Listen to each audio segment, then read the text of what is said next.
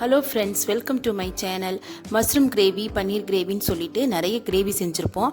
But இன்றைக்கி ஒரு டிஃப்ரெண்ட்டான கானை வச்சு ஒரு கிரேவி தான் செய்ய போகிறோம். இது சப்பாத்திக்கு, இட்லி, தோசைக்கு வச்சு சாப்பிட்றதுக்கு ஒரு டிஃப்ரெண்ட்டான டேஸ்ட்டாக இருந்துச்சு. கண்டிப்பாக நீங்களும் ட்ரை பண்ணி பாருங்கள். ஃபஸ்ட்டு நம்ம கிரேவி செய்யறதுக்கு ஒரு பாத்திரத்தில் கொஞ்சம் தேவையான அளவு எண்ணெய் ஊற்றிட்டு ஒரு ஸ்பூன் மட்டும் ஜீரகம் சேர்த்துட்டு, ஜீரகம் பொரிஞ்சதுக்கப்புறம் ஒரு 4-5 பெரிய வெங்காயத்தை பொடியாக கட் பண்ணிவிட்டு அது கூட சேர்த்துக்கோங்க. வெங்காயத்து கூடயே ஒரு பச்சை மிளகாய், ஒரு 4 பல் பூண்டை சின்ன சின்ன பீஸாக கட் பண்ணிவிட்டு நல்லா வதக்கி விட்டுருங்க. வெங்காயம் நல்லா வதங்கினதுக்கு அப்புறம் ஒரு தக்காளியை சின்ன சின்ன பீஸாக கட் பண்ணிவிட்டு அது கூட சேர்த்து அதையும் நல்லா வதக்கி விட்டுருங்க. இப்போ கிரேவிக்கு தேவையான அளவு 1 ஸ்பூன் மிளகாய்த்தூள், 1/2 டேபிள் ஸ்பூன் மஞ்சள்தூள் சேர்த்துக்கோங்க. இஞ்சி கிடையாது, வெறும் பூண்டு மட்டும்தான். அதை நல்லா தட்டி போட்டுட்டு அது கூட சேர்த்துட்டு நல்லா கலரி விட்டுருங்க. கிரேவிக்கு தேவையான அளவு உப்பு சேர்த்துக்கோங்க. அடுத்தது ஒரு 4-5 முந்திரி பருப்பு சேர்த்துட்டு கொஞ்சம் தண்ணி விட்டுட்டு மிக்ஸி ஜாரில் சேர்த்து நல்லா நைஸாக அரைச்சிட்டு அந்த கிரேவி கூட நல்லா சேர்த்துக்கோங்க. முந்திரி பருப்பு சேர்க்கறதுனால கிரேவி ஒரு ரிச்சான டேஸ்ட் கொடுக்கும்.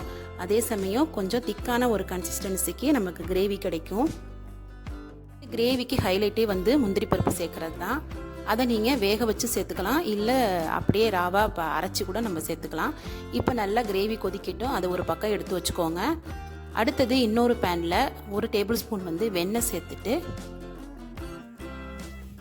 வெண்ணெய் நல்லா உருகினதுக்கு அப்புறம் நம்ம பேக்கெட்டில் கடைகளில் கிடைக்கக்கூடிய கான் டைரெக்டாக சேர்த்துக்கிட்டாலும் சேர்த்துக்கோங்க. இல்லை நீங்கள் கானை வாங்கிட்டு அதுலேருந்து உதுத்து தனியாக கூட எடுத்து வச்சுக்கோங்க. இன்றைக்கி நான் தனியாக கானை உதுத்து தனியாக எடுத்து வச்சுருக்கிறேன். அது கூட சேர்த்துட்டு நல்லா வதக்கி விட்டுருங்க. கான் அந்த வெண்ணெயிலேயே நல்லா ஒரு ஆஃப் பாயில் ஆகணும். அந்த மாதிரி நல்லா சேர்த்து நல்லா வதக்கி விட்டுருங்க. பாதி வதக்கி விட்டதுக்கப்புறம் இன்னொரு ஸ்பூன் வெண்ணெய் சேர்த்துட்டு அதையும் நல்லா மிக்ஸ் பண்ணி நல்லா கலரி விட்டு வச்சுருங்க. ஒரு 5 மினிட்ஸ் அப்படியே இருக்கட்டும்.